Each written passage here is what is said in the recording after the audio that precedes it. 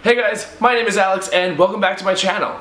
Before I get to today's video, I did want to at least mention that the cookies I made from Friday's video were a big hit, despite me drinking nearly a bottle and a half of wine as I was making them. Tara and a lot of the other partygoers did enjoy them. Anyway, for today's Talk to You Tuesday video, I thought I would share a really awkward dating story. I apologize if that's not exactly what you were looking for, but it is currently 11 p.m. on Tuesday and I am desperately trying to get this video up, so I have to film this and edit it. So this is what you're getting. So I matched with this guy on Tinder and I am no stranger to a dating app. In fact, I'm probably a little too familiar with them.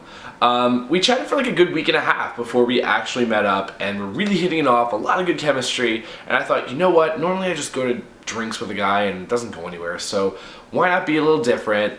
I invited him over to have dinner at my place and we'd like watch a movie or something, and then boldly I was like, sure, you can totally stay over, because Pietro, my roommate, was away. Mistake number one, right there.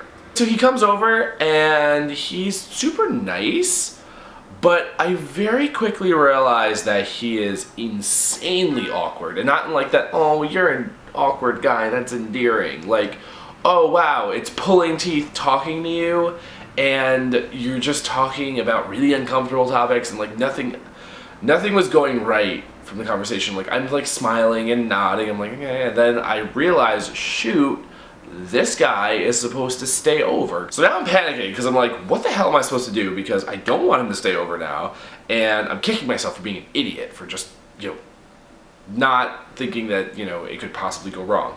So we had Chinese food that night, and then we ended up watching a bunch of episodes of Judge Judy because I'm obsessed with her. So about an hour or so goes by, and I'm like, alright, I'm gonna go to the bathroom real quick. So I get up and go in the bathroom, and I'm texting my friend Dalton, and I'm like, I am on the worst date ever, how do I get out of it? He's not responding. I don't know what came over me, maybe because I was in the bathroom already, but I Google, hey, how long does it take for food poisoning to hit you?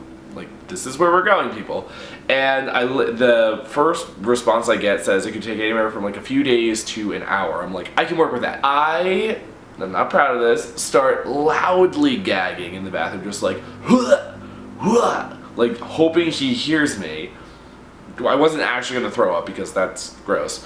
And so I like flush the toilet, I brush my teeth, like I do the whole bit that would normally happen if I had actually gotten sick. So I come back out, and he's like, hey, what's up? And I'm like, oh yeah, like I'm not really feeling well, something I ate isn't sitting right with my stomach, like it just feels like it's on fire right now. So I'm thinking, cool, he'll take the hint because I said I didn't feel well, but instead he's like, oh no, come over here, and he's like cuddling me and like rubbing my shoulder, which was actually a nice gesture, but I was like, bitch, get out. And I'm like, yeah, like maybe tonight's not a good night for you to stay over, I'm gonna have to like keep getting up in the middle of the night.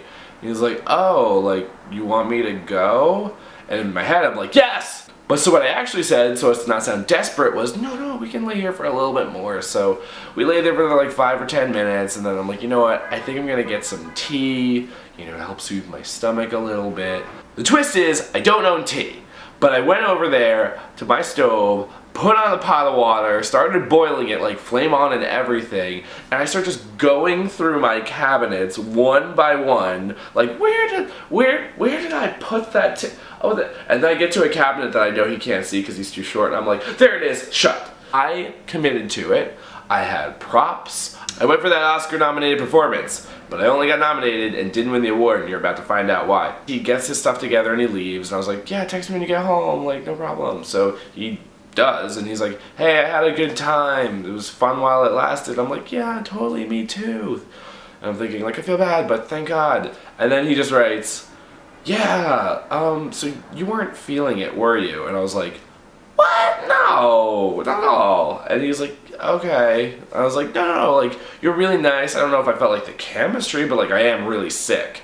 You know, I was committing to that. I was like, I'll be damned if I like own up to lying to that part. I was like, no, like I really am sick, but maybe I'm not feeling it. He's like, you know, we can totally like hang out as friends sometime. And I was like, yeah, we actually can. Like, I'm always down to make more friends. You know, sure, it was a weird date, but why can't we be friends? So I'm like, alright, fine, this is done, we're good. And he's like, hey, like one other thing. I was like, yeah, what's up? He's like, could I like watch you have sex with a guy sometime? What? Teacher, I have a question. And I was like, no, that's weird. And he's like, well, why is that weird? He's like, I think you're really attractive. I think it would be hot to like watch you. I was like, yeah, I don't know what you do with your friendships, but that is not what I do with many of my friends. So you have to go now. Bye.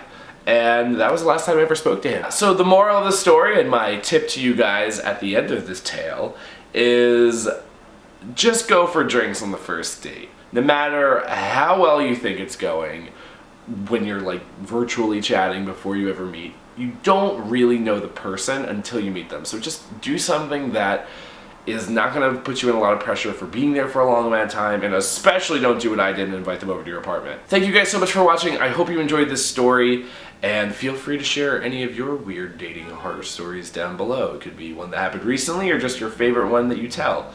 But please subscribe to my channel, and I will see you all on Friday. Bye.